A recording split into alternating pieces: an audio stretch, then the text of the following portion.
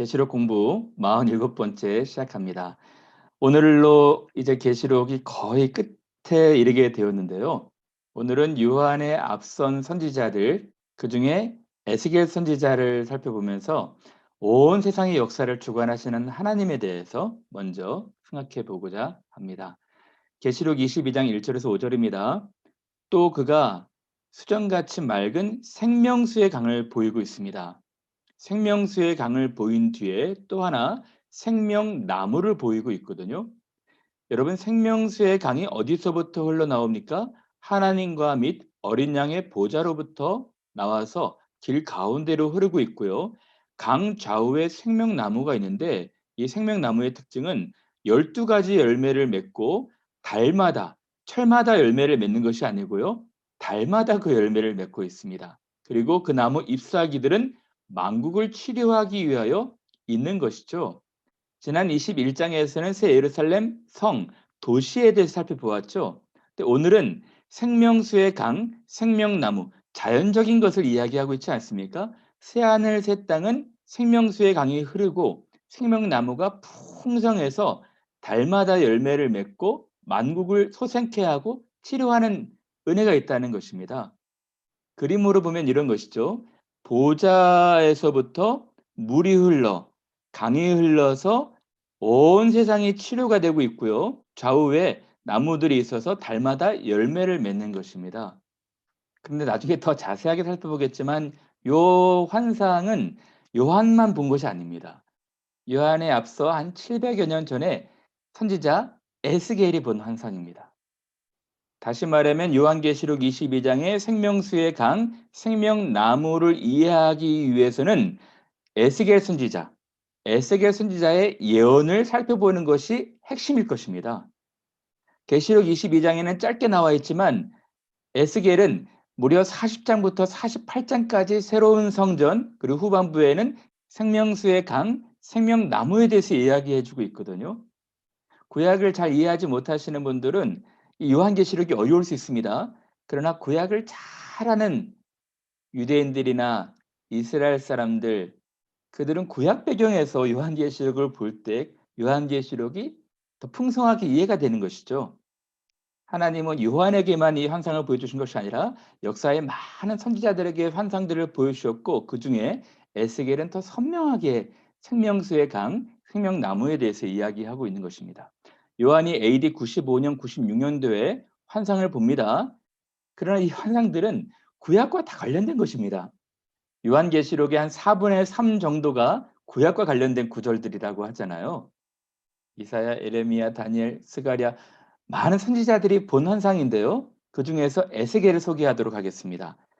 에스겔은 요한에 앞서 많은 비슷한 환상들을 봅니다.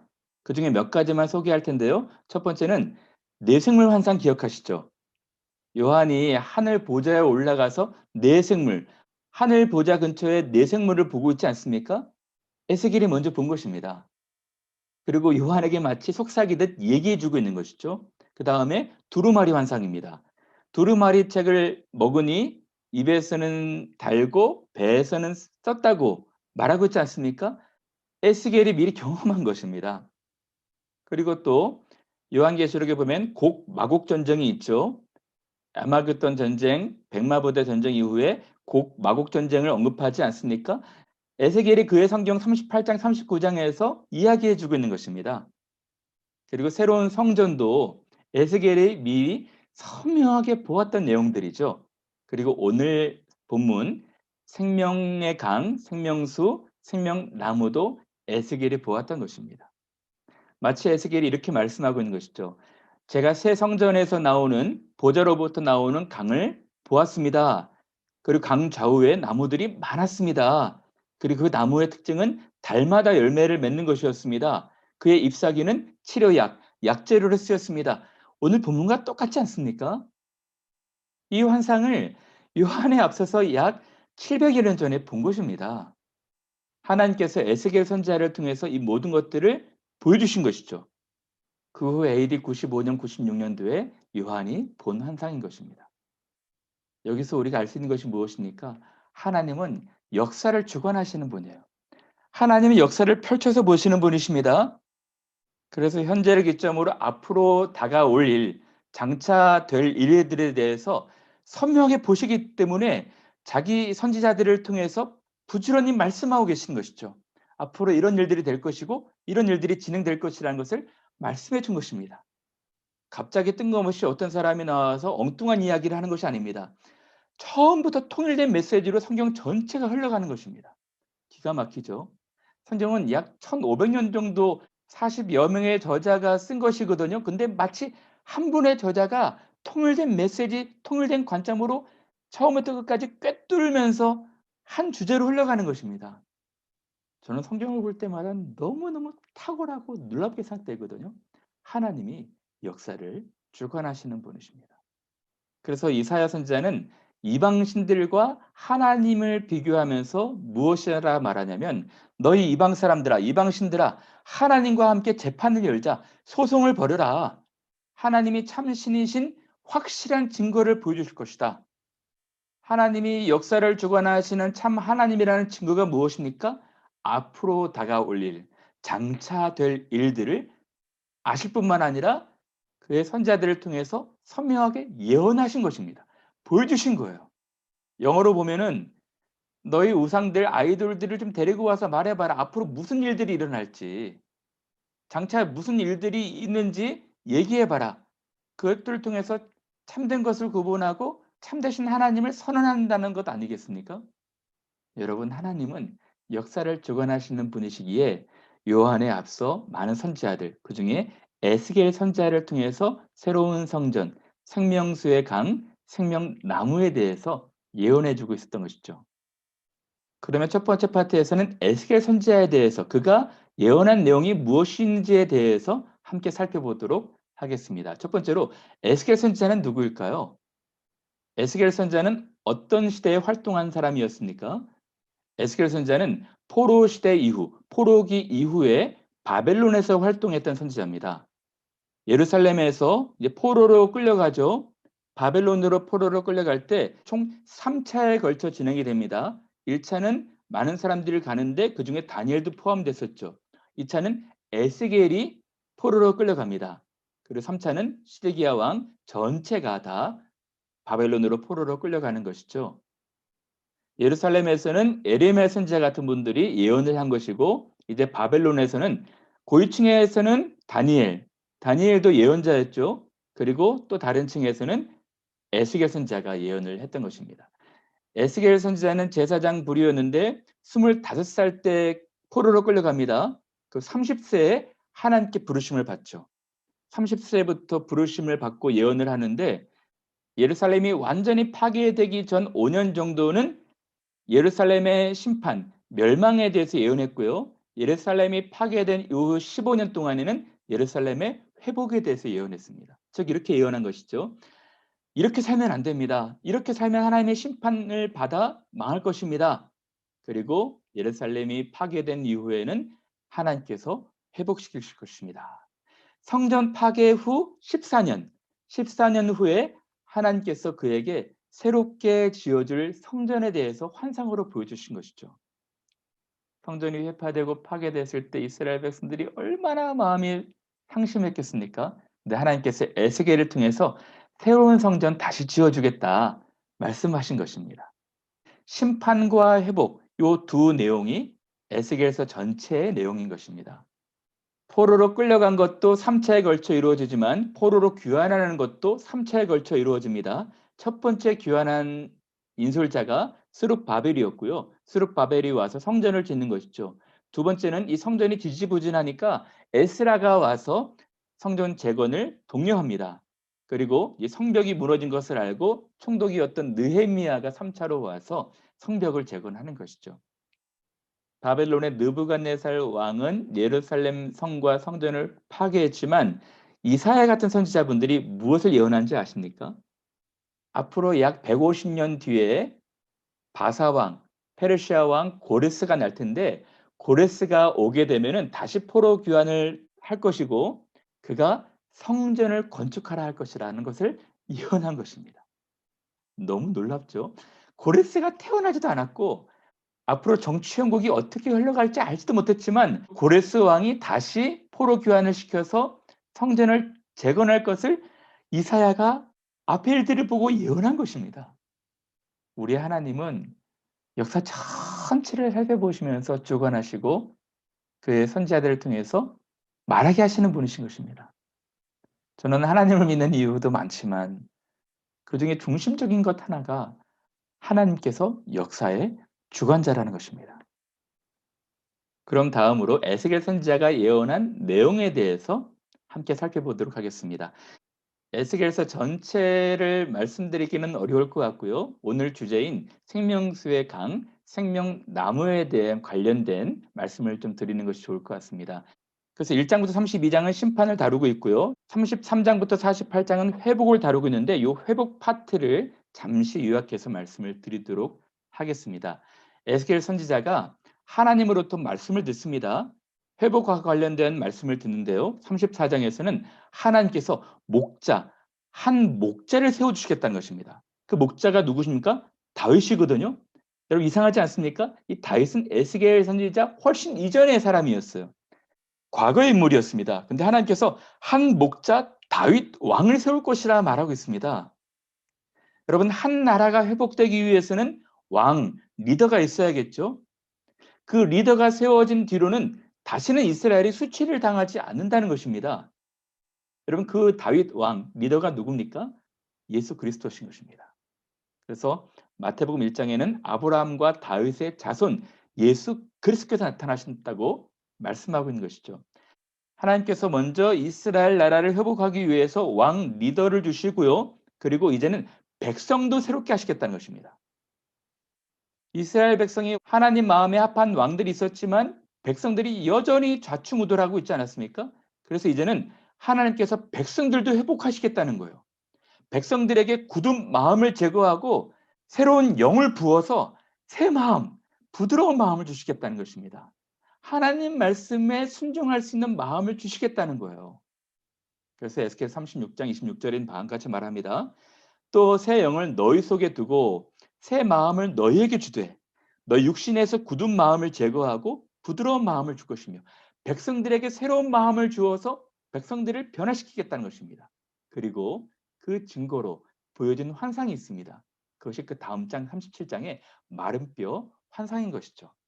마른 뼈, 골짜기에 마른 뼈들 해골들이 가득했거든요. 죽은 흔적들이었죠. 그런데 그 골짜기에 가득한 이 마른 뼈들이 생기가 돋고 살점이 붙어서 살아나는 거예요. 하나님께서 새 영을 부어 주시면 일어날 일들에 대해서 말씀해 주고 계신 것이었죠. 너희 마른 뼈들아 여호와의 말씀을 들을지어다. 마른 뼈들이 살점을 얻어서 생기를 얻고 살아나는 것이었습니다. 이것이 그 유명한 마른 뼈 큰 군대 환상이었죠. 그리고 38장 39장에는 이스라엘 주변에 곡, 마곡 많은 동맹국들이 일어나서 하나님의 나라를 침범하고 침략하거든요. 모든 나라가 전쟁을 일으킵니다. 저항 세력들이. 그러나 하나님께서 그 저항 세력들과 싸우셔서 큰 승리를 이루신 것이죠. 여러분이 마곡 전쟁은 요한계시록에서도 본 내용들입니다. 그 뒤에 40장에서부터 48장까지는 새로운 성전, 악이 점령되고 악이 멸절되고 새로운 성전이 세워질 것에 대해서 환상으로 보여주신 것이죠. 그리고 다음과 같이 말씀하십니다. 그날 후로는 그 성읍의 이름을 여호와 삼마라 하리라. 여호와 삼마의 뜻이 무엇입니까? 하나님이 거기 계신다라는 뜻입니다. 지난주에 살펴보았지만 하나님의 장막이 사람들과 함께 계시는 것이죠. 이 내용들이 에스겔이 회복을 다루고 있는 메시지입니다. 그런데 여러분 자세히 보십시오. 이것은 꼭 신약교회와 비슷하지 않습니까? 목자 되신 예수 그리스도께서 오시고 그 뒤에 그를 믿는 사람들에게 성령을 보내시죠. 굳은 마음을 제거하고 새로운 마음, 새 영을 부어주십니다. 그리고 큰 군대, 교회가 큰 군대처럼 살아나는 죽은 심령들이 살아나는 큰 군대가 되는 것이죠. 그리고 사단과 두 짐승 악들과 큰 전쟁 가운데 있고 마지막에 전쟁을 치른 뒤에 새로운 성전이 오는 것입니다. 너무 놀랍죠? 우리 하나님 말씀은 너무 놀랍습니다. 하나님은 역사를 주관하시는 하나님이시고요. 그의 선지자들을 통해서 장차 될 일, 앞으로 다가올 일들에 대해서 선명하게 예언해 주고 계신 분이신 것이죠. 우리가 성경을 부지런히 읽어야 하는 이유가 바로 여기에 있는 것입니다. 그럼 지금부터는 에스겔에 본 새로운 성전 환상, 그리고 생명나무와 생명강에 대해서 더 자세하게 살펴보는 시간을 갖도록 하겠습니다. 에스겔이 본 성전의 특징에 대해서 함께 살펴보고자 합니다. 에스겔서 40장에 보면 녹같이 빛난 사람 하나가 지극히 높은 산에 에스겔을 데리고 가거든요. 그리고 그 에스겔에게 성전을 보여주는 것입니다. 마치 이런 그림일 것입니다. 손에 3줄과 측량 장대, 측량 장대를 가져야지 성전을 측량하지 않습니까? 녹같이 빛난 사람 하나가 에스겔을 데리고 성읍을 보여주고 있는 것입니다. 그래서 많은 학자들이 이 성전의 모양이 이럴 것이다 해서 모형들을 그렸는데요. 이 성전과 관련돼서 몇 가지 특징을 살펴보도록 하겠습니다. 첫 번째는 크기입니다. 에스겔의 환상에서 본 이 성전의 크기는 어마어마했어요. 거대한 규모였습니다. 솔로몬의 성전보다, 오늘의 헤롯 성전보다 훨씬 큰 성전이었어요. 성전들의 크기를 비교한 그림이 있는데요. 마치 이런 것입니다. 맨 좌측이 에스겔 성전입니다. 굉장히 큰 규모죠. 그리고 우측 밑에 하단에 있는 것이 솔로몬 성전이고요. 위에 있는 것이 헤롯 성전입니다. 솔로몬 성전, 헤롯 성전의 몇 배 크기로 큰 규모로 에스겔 성전이 보여진 것이죠. 에스겔 45장은 다음과 같이 말합니다. 그 중에서 성소에 속할 땅은 길이가 500척이요, 너비가 500척이요, 정사각형입니다. 네모가 반듯하며 그 외에 사방 쉰척으로 전원이 되게 하되 이 측량한 가운데에서 길이는 2만 5천 척을, 너비는 10,000척을 측량하고 그 안에 성소를 둘지니 즉이 거룩한 것이요. 요 네모 반듯한 정육면체를 뭐라고 말씀드렸죠? 지성소라 말씀을 드렸죠. 전체가 다 지성소인 것입니다. 그리고 헤롯 성전과 달리 이방인의 뜰, 여인의 뜰 그런 것이 없고요. 안뜰, 바깥뜰, 즉 구별이 없다는 것입니다. 그래서 어떤 분들은 이 에스겔 성전이 제3성전이라고 해서 이 성전을 지으려고 하는데 그것은 넌센스입니다. 이 거대한 규모는 지금 예루살렘 땅에 맞질 않아요. 그래서 제3성전을 짓고 싶어 하는 분들 중에 이 에스겔 성전은 규모가 맞지 않아서 너무 방대해서 에스겔서 40장부터 48장을 좀 빼버리자라고 주장하시는 분들도 있다 하더라고요. 이 성전은 사람이 짓는 성전이 아니에요. 두 번째 특징이 무엇입니까? 이 성전 건축에 대한 명령이 없는 것입니다. 솔로몬 성전도 스룹바벨 성전도 하나님이 지으라고 명령하셨죠. 그러나 이 에스겔 성전은 명령하지 않으시고 단지 그냥 보여주신 것입니다. 건축에 대한 명령이 없습니다. 말씀을 보면요. 인자야, 내가 내게 보이는 그것을 눈으로 보고 귀로 들으며 내 마음으로 생각할지어다. 건축하라는 명령이 없습니다. 하나님이 지으시는 성전이라는 것입니다. 내가 이것을 내게 보이려고 이리로 데리고 왔나니 너는 본 것을 다 이스라엘 족속에게 그냥 전하라라고 말씀하신 것이죠. 즉 사람이 짓는 성전이 아니라 하나님이 지으시는 성전이라는 것입니다. 또 하나 이 성전을 보면서 우리들의 죄를 돌이켜 보라는 것입니다. 말씀은 다음과 같이 말합니다. 인자야 너는 이 성전을 이스라엘 족속에게 보여서 그들이 자기의 죄악을 부끄러워하고 그 형상을 측량하게 하라라고 말씀하시는 것입니다. 그리고 이 세 번째 이 성전의 특징은 성전 안에 성전 기구들이 없다는 것입니다. 여러분 성전 안에 있어야 될 것이 무엇입니까?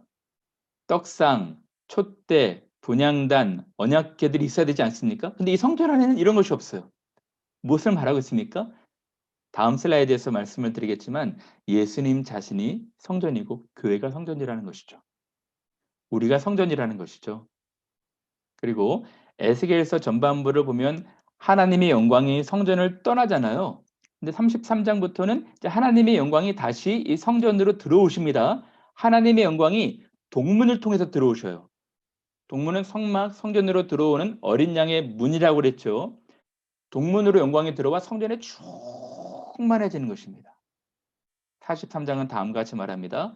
여호와의 영광이 동문을 통하여 성전으로 들어가고 영이 나를 들어 데리고 안뜰에 들어가시기로 내가 보니 여호와의 영광이 성전에 가득하더라. 마치 이런 것입니다. 성전 안에 하나님의 영광이 들어가서 성전 전체가 하나님의 영광으로 충만해지고 가득해지는 것이죠. 자, 이제 여기서부터가 중요합니다. 여기서부터가 요한계시록 22장 오늘 본문과 관련된 부분입니다. 생명수의 강, 생명나무 관련돼서 이제 환상을 봅니다. 다섯 번째 특징은 생명의 강이 성전 문지방으로부터 흘러나와서 점점점 더 풍성해진다는 것입니다. 에스겔은 47장에서 다음과 같이 말합니다.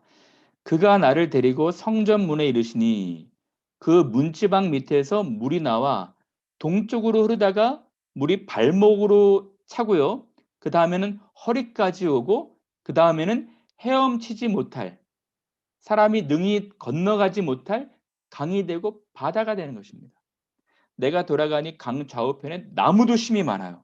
그 강물이 이르는 곳마다 번성하는 모든 생물이 살고 강 좌우가에는 각종 먹을 과실나무가 자라서 그 잎이 시들지 아니하며 열매가 끊이지 아니하고 달마다 새 열매를 맺으리니 그 물이 성소를 통하여 나옴이라. 그 열매는 먹을 만하고 그 잎사귀는 약재료가 되리라.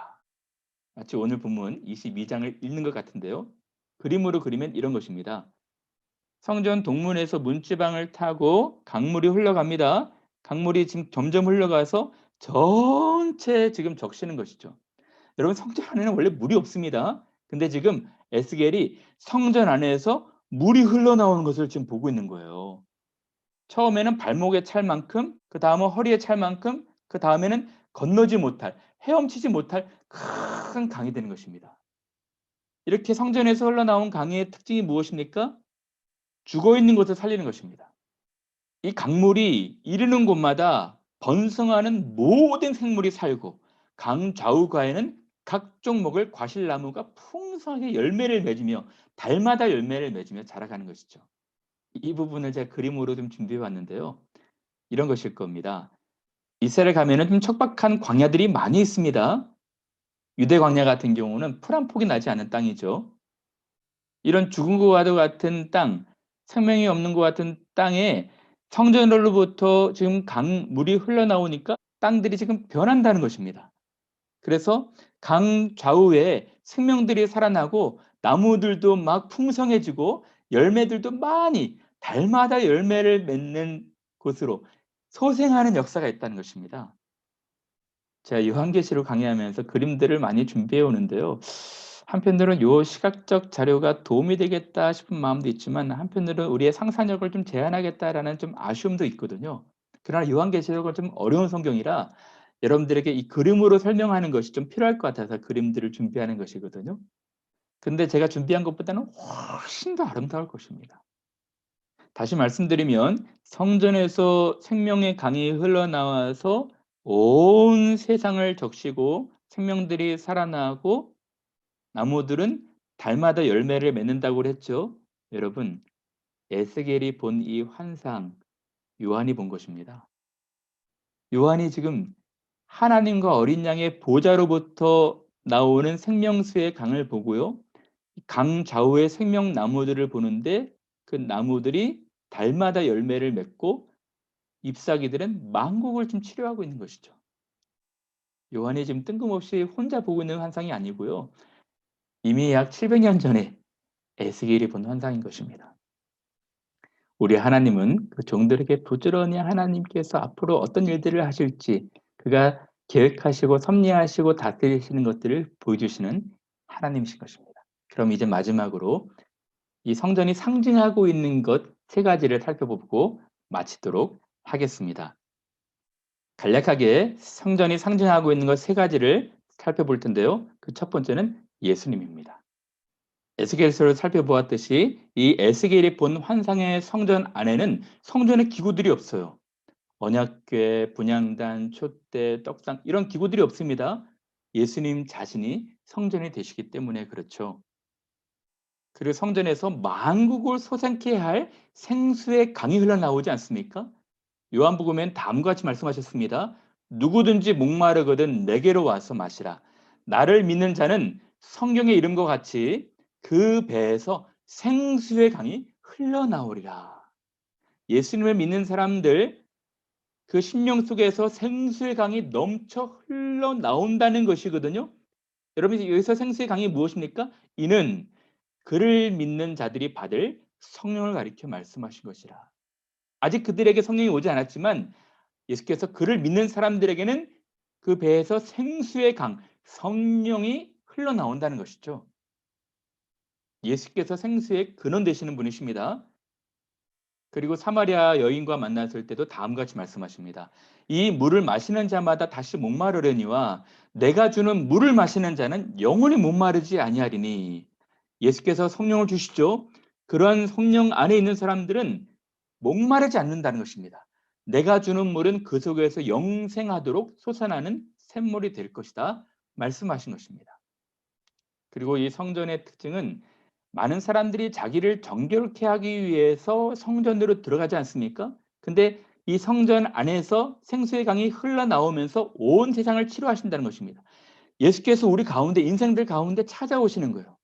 예수께서 환자들, 아픈 이들, 포로된 자들, 억눌린 자들, 눈먼 자들을 찾아가셔서 그들의 영혼을 터치하시고 그가 가는 곳마다 소생의 역사, 살아나는 역사들이 풍성하게 일어나고 있지 않았습니까? 그것을 말씀해 주고 있는 것이죠. 또 이 성전이 상징하고 있는 두 번째는 교회일 것입니다. 성령께서 우리 가운데 거하셔서 성령의 전이 되어서 우리가 생명수가 넘치는 생명이 넘치는 삶을 살게 된 것이죠. 더 놀라운 것은요. 오순절날 성령이 임한 뒤로 이스라엘에 국한되었던 이 복음이 예루살렘, 유대, 사마리아 땅끝까지 흘러가고 있지 않습니까?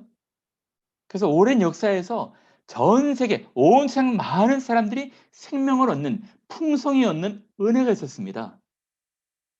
성령이 너희 가운데 거하시면 너희들이 내 증인이 될 것이라 말씀하여서 전 세상으로 땅끝까지 지금 복음이 외쳐지고 있는 것입니다. 흑암의 그늘 사망의 땅에 있는 사람들이 지금 생명을 얻고 달마다 열매를 맺는 것처럼 지금 살아나고 있는 것이죠. 치료되고 있는 것입니다. 이것이 교회의 역할과 사명인 것입니다. 흘러가야 되는 것입니다. 전 세상으로 이 복음이 외쳐져야 돼서 사막 같은 데 샘이 흐르고 광야 같은 곳에 꽃이 피어나는 역사들이 있어야 하는 것이죠. 그리고 이런 역사가 진행이 되다가 맨 마지막 날에 완벽한 새로운 성전이 건축이 될 것입니다. 사람이 지으시는 것이 아닙니다. 하나님이 지으시는 것이죠. 악이 멸망한 뒤에, 악이 쫓겨난 뒤에, 추방된 뒤에 완전한 성전이 세워지는 것입니다.